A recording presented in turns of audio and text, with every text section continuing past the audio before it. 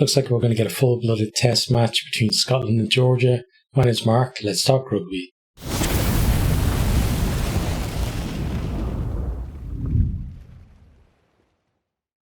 Scotland versus Georgia. This one is in Murrayfield, or as it's now called, Scottish Gas Murrayfield in Edinburgh.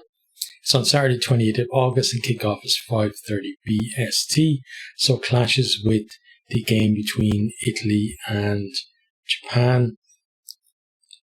Don't know why we're always doing this in rugby. I don't. Why can't we just have games where you could watch them all? Like, why not have one of the games on Sunday or something? But we always seem to do it, put them in clashing. But if I have to choose, I'm probably going to watch the Scotland one. I think, I have a soft spot for Japan, but I think I'm going to go for Scotland. Anyway, we're going to look at the two teams. So we're going to start with the Scotland team. So fullback is Ollie Smith.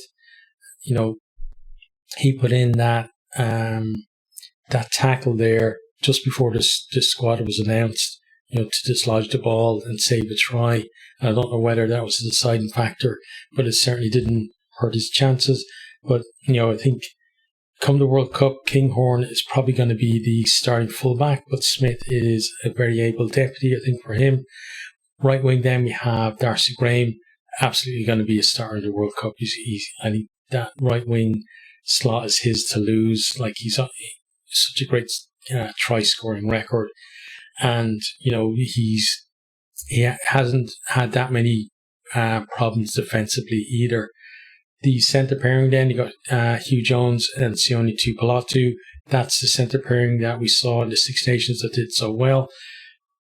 We've seen them, I think, in the warm-ups individually, produce moments of excellence, but I want to see more of the combination. I think, I feel like they combine more in the Six Nations than they have in the warm-up games, but maybe that's just Scotland keeping their powder dry.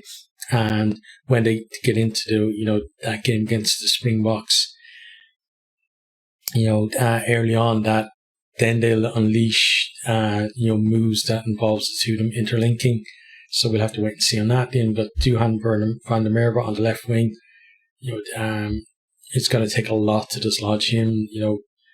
Excellent in the Six Nations, looking good through the warmths as well. And, he's one of those players that if he's fit, he's playing. Same goes for the next guy, Finn Russell at 10.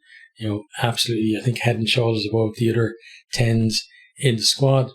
And, he's a vice captain now going in to the World Cup. He was the captain for a while, but I think vice captain is probably a good spot for him. And the guy's just magic. He's definitely one of the best 10s in the world.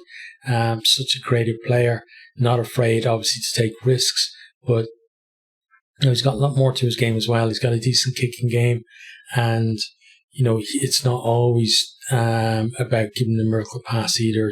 He does other things other than that too. Beside him, then you got Ben White, who could be the starting 9 in the Rugby World Cup, so they could be a combination together.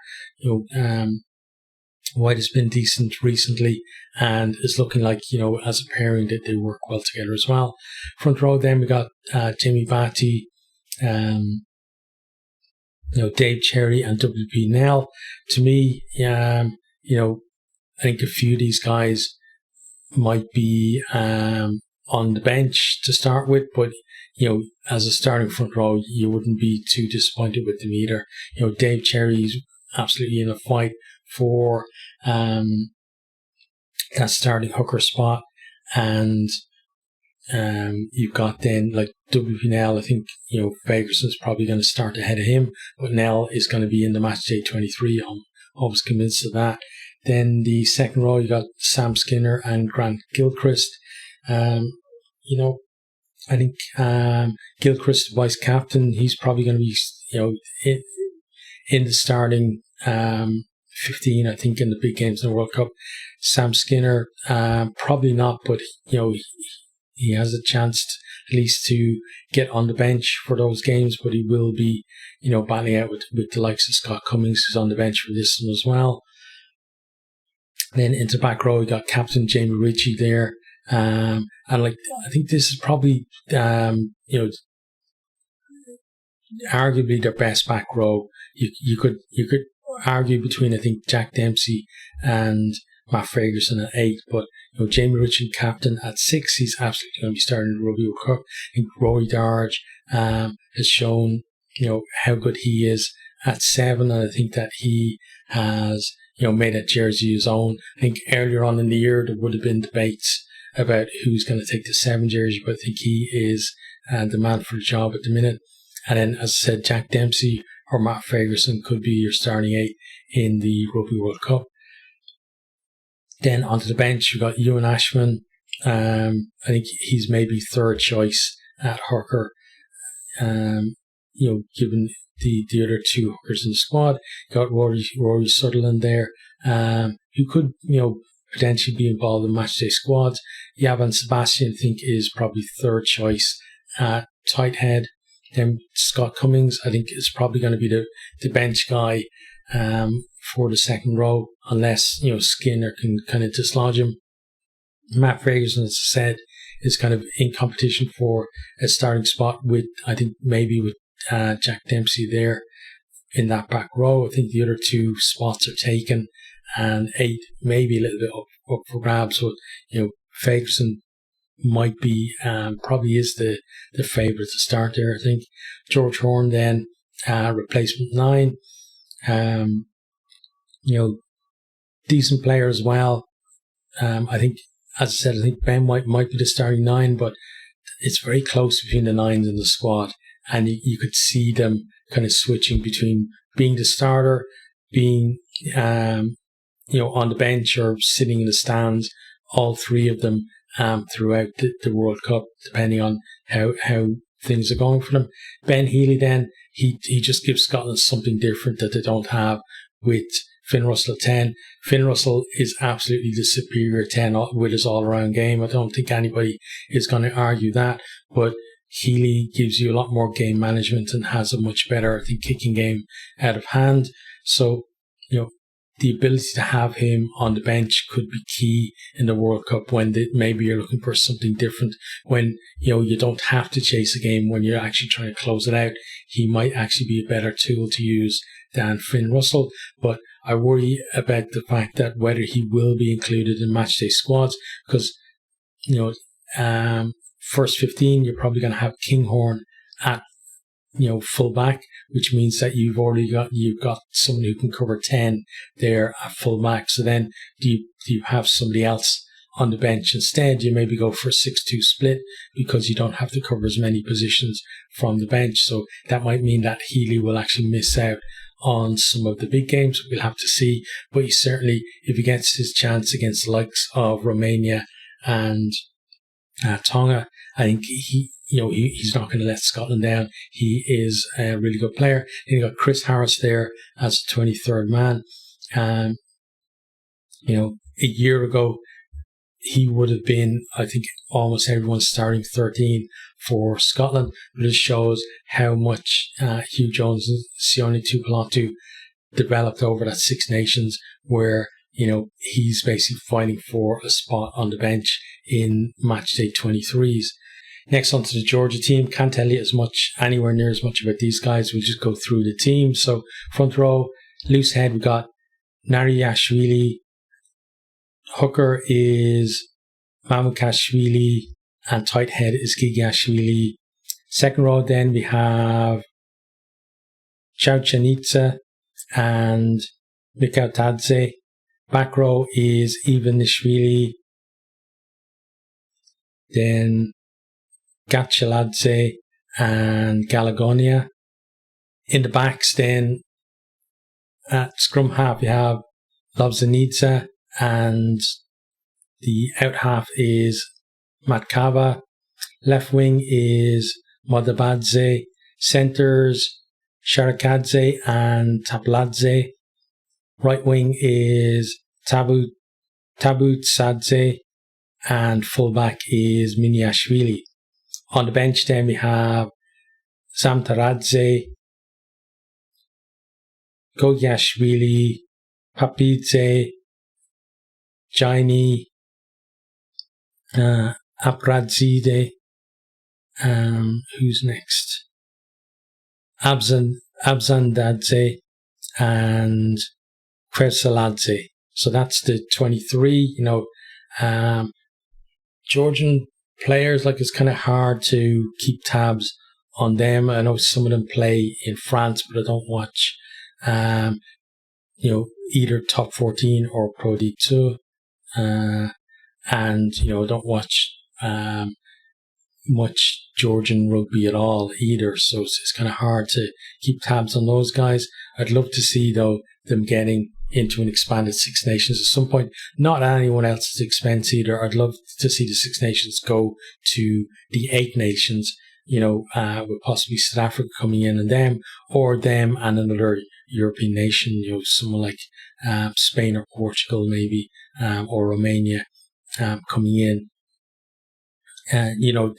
Because I think that's where European rugby has to go. We can't just keep a closed shop. But, that's a discussion for another time. In terms of this game, the last time they played was in 2020. Scotland won 48-7. That was actually a record score, but they haven't played all that much. They've only played a few times between each other, which kind of shows you like that, why we need to expand Europe or rugby in Europe is because, Georgia, they're the next best European candidate for Six Nations, but they don't play the Six Nations teams all that often. But yeah, it was a comfortable victory for Scotland. As I said, there was a record victory as well. They're going to hope for something similar, on Saturday as well. But how do I think the game is going to go? So, Scotland have picked a strong side. The Georgia side is, from the players that are recognising in there, is pretty strong too. It's not exactly a full strength squad from Scotland, but it certainly is not a B team. They've got a lot of starters in there. There's only a few players that you probably put in. Like, looking at the team, I put Kinghorn in at fullback. Then, like, the front row might change out the front row actually, or you could retain, one or two of them as well. The second row, then, you'd probably take out Sam Skinner there, and then the back row, as I said, you can debate between Dempsey and Ferguson, but it's still a very, very strong team, and because of that, I expect Scotland to win. I expect Georgia, though, to give them a run for their money early on. Now, Georgia, although I don't watch them all that much, I know that they have developed their rugby style. They're no longer, just a scrummaging team, and actually their scrum is probably not as good as it was previously, but they've improved their skills across the park. So they like to run the ball a bit more, and they're kind of similar to Italy in that style, and kind of Argentina as well. I'd say, a team who previously, had some decent forwards, and, especially compared to Argentina, would kind of rely on their scrum against bigger teams to get them in the game. But now they've realised that that's all well and good, but you need to have a bit more than that. So they developed their backs as well, and the forwards handling skills has improved a lot. So, expect them to be kind of similar to the way Argentina play now, rather than the way Argentina played in the past, where Argentina were kind of forward dominated. Now a lot more kind of interchange with the backs.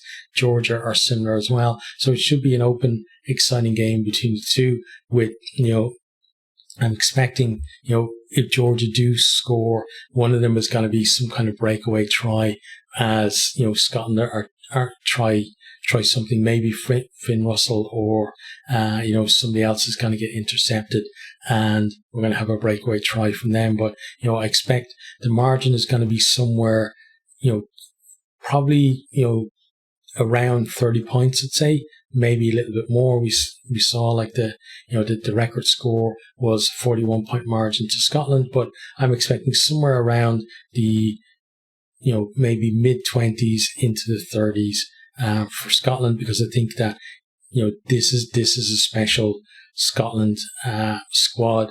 They're much stronger than they were in 2019. And again, as an Irish fan, just the idea that it's a squad this talented, potentially at least, because it could be Ireland, it could be the Springboks, but for Ireland to get through, potentially a squad this talented or as talented as this Springbok squad has to go out in the pool. It's kind of a little bit scary, doesn't matter like rankings and stuff like that. I just look at the quality of the teams. And I think that it means that Ireland have to be absolutely top of the game come the World Cup. But I think, this is the send-off for Scotland before they go to the World Cup. There should be, a decent crowd there to see them off. And I think they're going to get a decent victory out of it as well.